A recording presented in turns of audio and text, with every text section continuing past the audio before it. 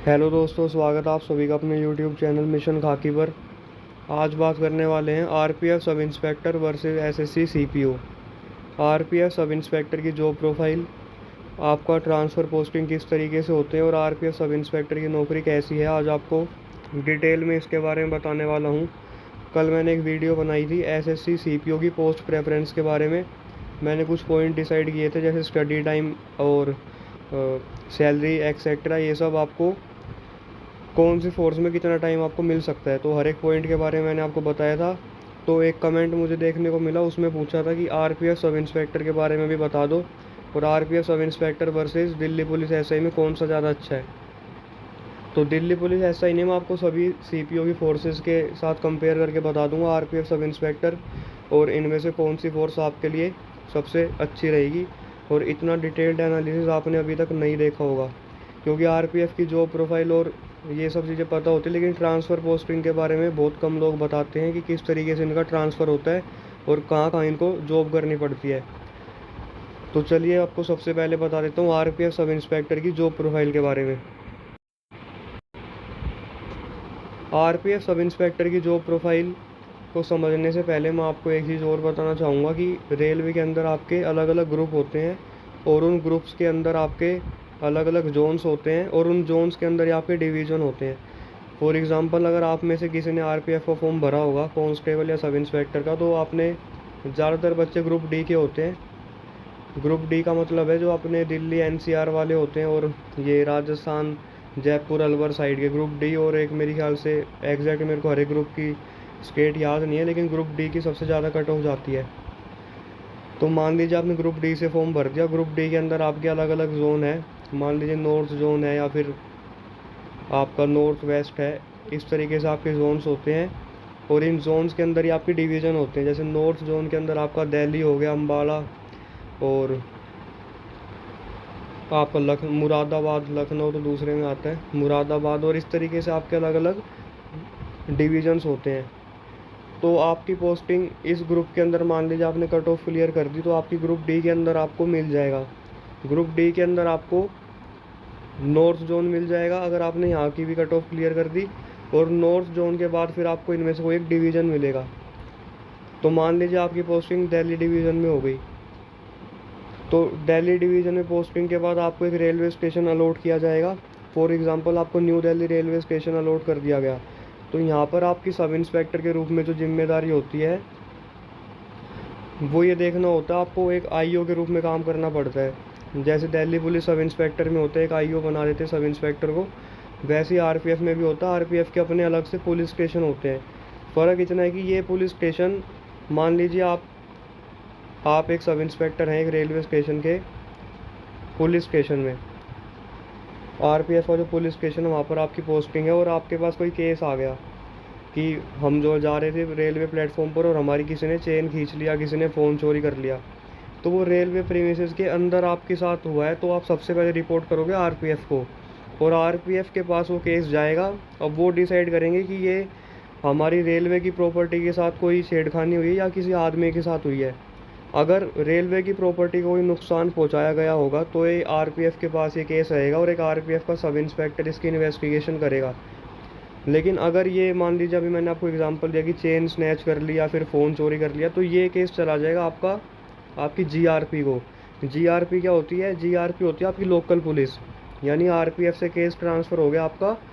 मैंने अभी आपको दिल्ली का एग्जांपल दिया, तो आरपीएफ से आपका केस ट्रांसफ़र हो गया दिल्ली पुलिस को। आरपीएफ वाले दिल्ली पुलिस को ये बात बताएंगे, और दिल्ली पुलिस के जो सब इंस्पेक्टर वो इसकी, या जो भी आईओ आपका होगा वो इन्वेस्टिगेशन करेगा। तो आरपीएफ का जो मेन काम होता है वो होता है रेलवे की प्रॉपर्टी को सुरक्षित रखना। आदमियों की भी सुरक्षा करेंगे रेलवे स्टेशन पर, लेकिन रेलवे स्टेशन के बाहर आपका काम ख़त्म हो जाता है। जहाँ पर आपकी ट्रेन जाती है, ट्रेन के अंदर और रेलवे स्टेशन के प्रीमिसेस के अंदर ही आपकी पावर होगी, उसके बाहर आपकी लोकल पुलिस की पावर स्टार्ट हो जाएगी। तो डिपेंड करता है कि जो भी आपका कोई केस बनता है वो किसके ऊपर बनता है, रेलवे की प्रॉपर्टी पर या फिर किसी नॉर्मल आदमी पर। क्योंकि आरपीएफ का नाम ही ये रेलवे प्रोटेक्शन फोर्स, ठीक है रे, अब तो इसका नाम भी चेंज करके एक अलग नाम कर दिया था बीच में। तो आरपीएफ आपका जो मेन काम होता है वो होता है रेलवे की प्रॉपर्टी की सुरक्षा करना। कहीं ऐसा ना हो कि कोई रेलवे की प्रॉपर्टी को कोई नुकसान पहुंचा दे। जो नॉर्मल आपका काम रहता है वो आपके जो आरपीएफ के पुलिस स्टेशन बने हुए हैं उसके अंदर आपको एज एन आईओ काम करना पड़ता है। तो ये आपको छोटा सा आइडिया दे दिया आरपीएफ की जॉब प्रोफाइल जब वो रेलवे स्टेशन पर होते हैं। एक इनकी पोस्टिंग होती है चलती हुई ट्रेनों के अंदर। आपने देखा होगा, आप ट्रेन से कहीं जा रहे हैं तो आरपीएफ के बीच बीच में आते रहते हैं कांस्टेबल और सब इंस्पेक्टर टॉर्च लेकर, और वो पेट्रोलिंग करते हैं चलती हुई ट्रेन में। तो इनका एक एरिया फिक्स होता है। मान लीजिए आपकी पोस्टिंग ग्रुप डी में आपने सेलेक्ट किया और ग्रुप डी के अंदर आपको नॉर्थ वेस्ट जोन मिल गया, या नॉर्थ जोन आपको मिल गया, और आपकी पोस्टिंग मान लीजिए जयपुर में हो गई। तो जो एक ट्रेन है वो जयपुर से दिल्ली आ रही है, तो जयपुर से लेकर बीच में मान लीजिए कोई सा भी स्टेशन आ गया। अब मुझे पूरा ट्रेन का रूट तो याद नहीं, लेकिन आपको एग्जांपल दे के समझाने की कोशिश कर रहा हूँ, ऐसे आपको ज़्यादा अच्छे समझ में आएगा। तो मान लीजिए एक ट्रेन जयपुर से जा रही है और वो दिल्ली के लिए जा रही है। रास्ते में कोई भी स्टेशन आया, मान लीजिए वो ट्रेन यूपी होकर जाएगी और आगरा बीच में आ गया। तो एक एसआई को जयपुर से वो स्टार्ट हुआ है, जयपुर से वो ट्रेन में बैठा और वो आगरा तक बैठा रहेगा उस ट्रेन के अंदर। आगरा उतर जाएगा और आगरा से जो वापस ट्रेन जयपुर जाएगी वो उस ट्रेन के अंदर बैठकर वापस जयपुर आएगा। ठीक है। और ऐसे ही मान लीजिए आगरा में एक एसआई की पोस्टिंग है, वो आगरा से बैठा ट्रेन में और वो दिल्ली तक जाएगा, और जब दिल्ली पहुंच जाएगा तो वापस से उसी ट्रेन में दूसरी ट्रेन में बैठकर वो आगरा आ जाएगा। तो इस तरीके से इनकी ड्यूटी चलती है, चलती हुई ट्रेन के अंदर इनको जाना पड़ता है। तो आपको हो सकता है भाई पढ़ाई के अंदर थोड़ी दिक्कत आ जाए, क्योंकि आप एक जगह से दूसरी जगह ट्रेन में ट्रैवल करोगे और ये आपको पता है कि इधर उधर घूमने वाली नौकरी है, आपको एक जगह बैठने तो दिया नहीं जाएगा। तो हो सकता है आपको पढ़ाई में थोड़ी प्रॉब्लम हो जाए जब आपकी इस तरीके की ड्यूटी लगेगी। बाकी जब आप थाने में ड्यूटी करोगे तो आपको ड्यूटी करने का पढ़ने का टाइम मिल जाएगा, क्योंकि थाने के अंदर इतनी हेक्टिक जॉब नहीं होती आरपीएफ सब इंस्पेक्टर की। दो काम आरपीएफ के मैंने आपको बताए सब इंस्पेक्टर के। एक तो आपको पुलिस स्टेशन में काम करना पड़ेगा एज एन आईओ, और एक आपको कभी कभी ऐसे ट्रेन के अंदर भी ड्यूटी लगा दी जाएगी, ट्रेन में भी आपको जाना पड़ेगा। तो ये कन्फ्यूज़न मैंने आपका दूर कर दिया कि इस तरीके की नौकरी आपकी होती है आरपीएफ में। और यही सेम चीज़ कांस्टेबल के लिए भी होती है, बस उनको आईओ वगैरह नहीं लगाया जाता, वो इन्वेस्टिगेशन नहीं करते, लेकिन ट्रेन में जब उनकी ड्यूटी होगी तो वो भी ऐसे चलती हुई ट्रेन के अंदर ड्यूटी करते हैं। तो आई होप कि आपको समझ में आ गया होगा। अब बात कर ले ट्रांसफ़र की। ट्रांसफ़र किस तरीके से आरपीएफ के अंदर होते हैं, तो उसके लिए मैं आपको पहले दिखा देता हूँ। रेलवे के 6 ग्रुप हैं, group A, group B, group C, group D, group E और ग्रुप एफ, जिसे आरपीएसएफ कहते हैं। और इसके बारे में भी आपको बताऊंगा थोड़ी देर में आरपीएसएफ किसे कहते हैं। ग्रुप ए के अंदर आपका south railway, south west railway और south central railway. Group B के अंदर आपकी सेंट्रल रेलवे, वेस्टर्न रेलवे और south east central, western central, इस तरीके से आपके अलग अलग जोन बांटे गए हैं। हम बात कर रहे थे ग्रुप डी की, जिसमें आपका ये दिल्ली वाला रीजन और ये सब आता है। दिल्ली आपका आता है नॉर्थन रेलवे में, और नॉर्थ वेस्ट में आता है आपका जयपुर, जो मैंने आपको भी एग्जांपल दिया था। तो मान लीजिए आपको ग्रुप डी के अंदर पोस्टिंग मिल गई और आपने दिल्ली पोस्टिंग ले ली नॉर्दर्न रेलवे, तो उसके बाद आपके साथ आपकी पोस्टिंग कहाँ पर होगी, तो नॉर्दर्न रेलवे जो आपका वो एक जोन है। अब इस जोन के अंदर आपके डिवीज़न होंगे। अगर इसकी बात करें नॉर्दर्न रेलवे की, तो इसके अंदर आता आपका दिल्ली 1, दिल्ली 2, अम्बाला, मुरादाबाद। तो ये आपके इसके अंदर कुछ डिवीज़न है जो आते हैं। आपकी पोस्टिंग दिल्ली फर्स्ट वाले डिवीज़न में हो गई, क्योंकि दिल्ली के अंदर भी बहुत सारे रेलवे स्टेशन हैं, तो इन्हें 2 हिस्सों में बांटा गया है। तो ऐसा नहीं कि आप परमानेंट इसी के अंदर रहोगे। 5 साल तक आप एक जोन में रह सकते हो, सॉरी एक डिवीज़न में रह सकते हो। उसके बाद आपका फिर डिवीज़न चेंज हो जाता है। तो 5 साल आप यहाँ पर रहे किसी स्टेशन पर, 5 साल बाद हो सकता है आपको अम्बाला भेज दिया जाए, और उसके 5 साल बाद आपने वहाँ पर काम किया, आपको मुरादाबाद भेज दिया जाएगा, और ऐसे आपका रोटेशनल ट्रांसफ़र होता रहेगा। अब आप पूछोगे क्या हम मान लो दिल्ली में पोस्टिंग है तो नॉर्दर्न रेलवे से क्या हम नॉर्थ वेस्टर्न रेलवे में भी आ सकते हैं, तो भाई ऐसा नहीं होता है। आपका ये चेंज नहीं होता है, आपका जोन चेंज नहीं होता, आप उसी जोन में रहते हो। ये बहुत अच्छी बात है आरपीएफ में। अगर आपको एक स्टेबल पोस्टिंग चाहिए, आपको ज़्यादा दूर नहीं जाना, तो आरपीएफ आपके लिए ज़्यादा अच्छी है एज़ कम्पेयर टू सीपीओ। और कई लोग पूछते हैं कि हम अपना ग्रुप चेंज कर सकते हैं, क्योंकि कई लोग होते हैं वो फॉर्म भरते टाइम थोड़ा सा ये सोचते हैं कि हमें नौकरी मिल जाए, वो ज़्यादा ज़रूरी है, तो वो ग्रुप ई से फॉर्म भर देते हैं या ग्रुप ए से फॉर्म भर देते हैं। तो एक बात याद रखना, जहाँ से फॉर्म भरोगे ना वहीं पर परमानेंट पोस्टिंग करनी पड़ेगी सिलेक्शन के बाद। अब आप ये पूछोगे कि हम साउथर्न रेलवे, मान लो आपकी पोस्टिंग आ गई तमिलनाडु, तो क्या हम दिल्ली आ सकते हैं? तो आप आ तो सकते हो, लेकिन उसका एक रूल है कि अगर आपने ऐसे चेंज कर लिया तो आपकी प्रमोशन कभी नहीं होगी। आप सब इंस्पेक्टर हो और सब इंस्पेक्टर रिटायर हो जाओगे, आपकी एक भी प्रमोशन नहीं होगी। तो थोड़ा सोच समझ कर अपना ग्रुप भरना और अच्छे से तैयारी करना, जैसे आपको आपकी होम पोस्टिंग मिल जाए। तो ये सब आरपीएफ के बारे में हो गया। वहीं बात करें सीपीओ सब इंस्पेक्टर की और दिल्ली पुलिस सब इंस्पेक्टर की, तो आपको स्टेबल पोस्टिंग सिर्फ दिल्ली पुलिस एसआई में मिलती है। बाकी सीपीओ के अंदर आपका ट्रांसफ़र होता रहता है हर 5-5 साल में, और कोई फिक्स नहीं है कि आप अपने होम टाउन में कितने साल बाद आ सकते हो। एक हार्ड एरिया पोस्टिंग, एक पीस एरिया पोस्टिंग, ऐसे आपका चलता रहता है सीपीओ में। तो आरपीएफ के अंदर ऐसा कुछ नहीं होता हार्ड पोस्टिंग और ये सॉफ्ट पोस्टिंग, सारी आपकी सॉफ्ट पोस्टिंग होती है ज़्यादातर। एक आधा एरिया आरपीएसएफ वालों के लिए थोड़ा सा होता है वो।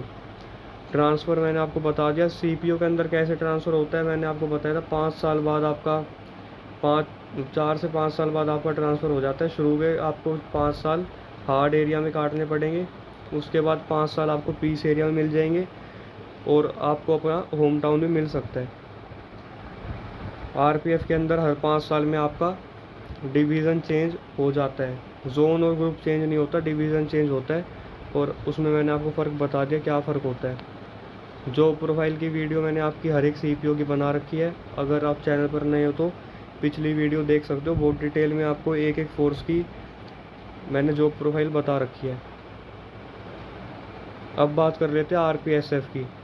आरपीएसएफ क्या है? Railway protection special force. RPSF आपकी होती है एक तरीके से, आप मान लो जैसे दिल्ली पुलिस में बटालियंस होती है अलग अलग, जो कैदियों को कोर्ट पेशी पर लेकर जाती हैं, या फिर आप यूपी पुलिस से एग्जांपल ले लीजिए। यूपी पुलिस में जो पीएसी होती है आपकी, कुछ इस तरीके का आपका काम रहता है आरपीएसएफ में। ये एक रिजर्व बटालियन होती है। मान लीजिए रेलवे स्टेशन पर कोई धरना प्रदर्शन हो गया या और कोई इलीगल एक्टिविटी देखने को मिल गई और एक्स्ट्रा फोर्स की ज़रूरत पड़ रही है, तो जो नज़दीकी आरपीएसएफ की बटालियन होती है वहाँ से स्टाफ को बुलाया जाता है और डिप्लॉय कर दिया जाता है। आरपीएसएफ के अंदर भी ऐसे आपके अलग अलग जोन्स होते हैं, और आरपीएफ के अंदर आपका ये देखिए, पहला आपका है फर्स्ट बटालियन आपकी असम में, सेकंड बटालियन है यूपी गोरखपुर। तो आपकी यहाँ से किसी भी बटालियन में आपकी पोस्टिंग आ जाती है, और आप ज़्यादा से ज़्यादा किसी भी बटालियन में 8 साल तक रह सकते हो। मान लीजिए आपकी पोस्टिंग आ गई असम में और आप वो दिल्ली के, तो आपके लिए फ़ायदा है, क्योंकि दिल्ली में भी इनकी बटालियन है, एक दयाबस्ती सराय रोहिला में इनकी बटालियन है, ये यहाँ पर आ सकते हैं। लेकिन पहले इनको यहाँ पोस्टिंग काटनी पड़ेगी 5-6 साल के लिए, उसके बाद ये मैक्सिमम 8 साल तक आ सकते हैं। आप देख सकते हैं अब कहाँ कहाँ पर इनकी बटालियन है। असम में है, गोरखपुर, लखनऊ, वेस्ट बंगाल, तमिलनाडु, दयाबस्ती दिल्ली, आंध्र प्रदेश, वेस्ट बंगाल, हरियाणा में भी है, झारखंड, बिहार और महाराष्ट्र। तो आप जो है आरपीएसएफ में अगर आ गए तो आपको हर 7-8 साल में मूवमेंट करना पड़ता है। और ऐसा नहीं है कि आपकी पोस्टिंग मान लो दिल्ली में है तो आपको कहीं और नहीं भेज सकते। मान लीजिए कहीं आसपास जैसे हरियाणा में भी बटालियन है, मान लीजिए वहाँ पर कुछ बहुत बड़ा कुछ हो गया, तो हो सकता है दिल्ली वाली बटालियन को भी बुला ले रिज़र्व फोर्स के लिए। इसमें मूवमेंट थोड़ी ज़्यादा करनी पड़ती है आरपीएसएफ में। तो आपकी फैमिली लाइफ जब आप बाहर कहीं जाओगे तो थोड़ी दिक्कत होती है, लेकिन इसमें आपको एक ट्रेनिंग सेंटर की तरह आपकी लाइफ बन जाती है। जैसे आप अकेडमी में रहते हो, जब आप ट्रेनिंग करने के लिए जाते हो, आपको वैसे अपने कैंपस में रहना पड़ता है, और उसी कैंपस के अंदर आपके फैमिली क्वार्टर होते हैं। इनको बाहर रहने की परमिशन नहीं होती, जितना मैंने सुना है आरपीएसएफ के बारे में। आपको उस आरपीएसएफ की बटालियन के अंदर ही रहना पड़ता है अपनी फैमिली के साथ, वहाँ पर सारी फैसिलिटीज़ आपको मिलती है। तो मैंने आपको आरपीएफ की जॉब प्रोफाइल के बारे में बता दिया। सीपीओ के बारे में मैंने आपको पहले ही बता रखा था। ट्रांसफ़र पोस्टिंग आरपीएफ की बता चुका हूँ, और सीपीओ की भी बता रखी है पहले से। तो अब आप कंपैरिजन अपने हिसाब से कर सकते हैं कि आरपीएफ और सीपीओ में आपके लिए कौन सी फ़ोर्स ज़्यादा अच्छी है। और अगर मैं अपनी आपको एडवाइस दूँ कौन सी फ़ोर्स आपके लिए अच्छी है, तो देखिए, अगर आपको आरपीएफ के अंदर अपना जो भी आपका डिज़ायरेबल जोन है जहाँ पर आप काम करना चाहते हैं, जो भी आपका ग्रुप है, आप अगर आपको मिल जाए तो ठीक है, वरना फिर आप सीपीओ की तरफ मूव ऑन कर जाना, क्योंकि आरपीएफ के अंदर ये रूल है। मान लीजिए आप दिल्ली से हैं और आपने फॉर्म कहीं और से भर दिया, नॉर्थ ईस्ट से या साउथ से, तो आपको वहीं पर ही रहना पड़ेगा परमानेंट, आपका ट्रांसफ़र नहीं हो सकता। और अगर हो गया तो फिर आपका पूरा करियर एक तरीके से ख़त्म ही समझिए, क्योंकि प्रमोशन तो आपकी होने से रही उसके बाद। तो थोड़ा सोच समझ कर अपना ग्रुप भरना। नौकरी लेना इम्पोर्टेंट है, लेकिन नौकरी लगने के बाद उसको करना भी पड़ेगा, और नौकरी अपने घर वाले से दूर रहकर बहुत मुश्किल हो जाती है। सीपीओ के अंदर आपका ये बेनिफिट है कि आपका होम मिनिस्ट्री के अंदर आता है, और इसके अंदर आप डेप्यूटेशन बहुत ज़्यादा जा सकते हो। आप सीबीआई, आईबी, इन सब के अंदर, इनकम टैक्स, एक्साइज वगैरह, इनमें भी इनकी कभी कभी वैकेंसी निकलती है, लेकिन ज़्यादातर सीबीआई और आईबी के अंदर आप आराम से जा सकते हो, कोई आपको रोका टोकी नहीं होती। लेकिन आरपीएफ के अंदर आप डेप्यूटेशन पर नहीं जा सकते। अगर बात करें सैलरी की, तो सैलरी भी दोनों की सेम ही रहती है, बल्कि सीपीओ में आपको ज़्यादा सैलरी देखने को मिलेगी, क्योंकि इनकी हार्ड एरिया पोस्टिंग होती है। तो वहाँ पर आपके 17,500 और 24,000, 12,500, वो डिपेंड करता है कौन से एरिया में आपकी पोस्टिंग है, तो आपकी सैलरी इंक्रीज़ हो जाती है। वहीं आरपीएफ की बात करें तो आरपीएफ में कभी कभी आपको ट्रैवलिंग अलाउंस थोड़ा ज़्यादा मिलता है। जब मैंने आपको बताया था ट्रेन वाली पोस्टिंग जो आपकी होती है, यानी आपको चलती हुई ट्रेन में जब आप चेकिंग करते हो, तो उसके अंदर आपकी थोड़ी सी सैलरी ज़्यादा हो जाती है, क्योंकि आपको ट्रैवलिंग अलाउंस मिलता है। तो इस तरीके से आपका चलता है। अगर बात करें वर्कलोड की, तो आरपीएफ के अंदर आपका वर्कलोड सीपीओ से थोड़ा सा आप मान सकते हो थोड़ा ज़्यादा है, क्योंकि यहाँ पर आपको पब्लिक डीलिंग करनी है। लेकिन सीपीओ में आपको सीआईएसएफ के जैसा आप आरपीएफ को मान सकते हो। सीआईएसएफ और आरपीएफ दोनों में इक्वल वर्कलोड है, दोनों में पब्लिक डीलिंग आपको करनी पड़ती है, लेकिन बाकी सीपीओ के अंदर इतना ज़्यादा नहीं है। और दिल्ली पुलिस एसआई की बात करें, लेकिन अगर दिल्ली पुलिस की बात करें तो दिल्ली पुलिस सब इंस्पेक्टर का इनसे भी ज़्यादा वर्कलोड रहता है। बहुत जल्द आपको दिल्ली पुलिस एसआई की जॉब प्रोफाइल के बारे में बता दूंगा, क्योंकि एक वही वीडियो बची है बस। उसके अलावा जितने भी आपके डाउट्स मैंने कमेंट में पढ़े थे, वो सब मैंने क्लियर कर दिया, हर एक सीपीओ को लेकर और आरपीएफ को लेकर भी। तो इस तरीके से आप अपने आप फैसला कर सकते हैं कि आपके लिए कौन सी फ़ोर्स ज़्यादा अच्छी है और किस फोर्स में आपको क्या काम करना पड़ता है। बाकी चैनल पर नए हो सब्सक्राइब ज़रूर करना, वीडियो अच्छी लगी हो तो लाइक ज़रूर करना, और आपको कोई डाउट हो तो आप कमेंट कर सकते हैं, आपका रिप्लाई ज़रूर करूँगा। Thank you.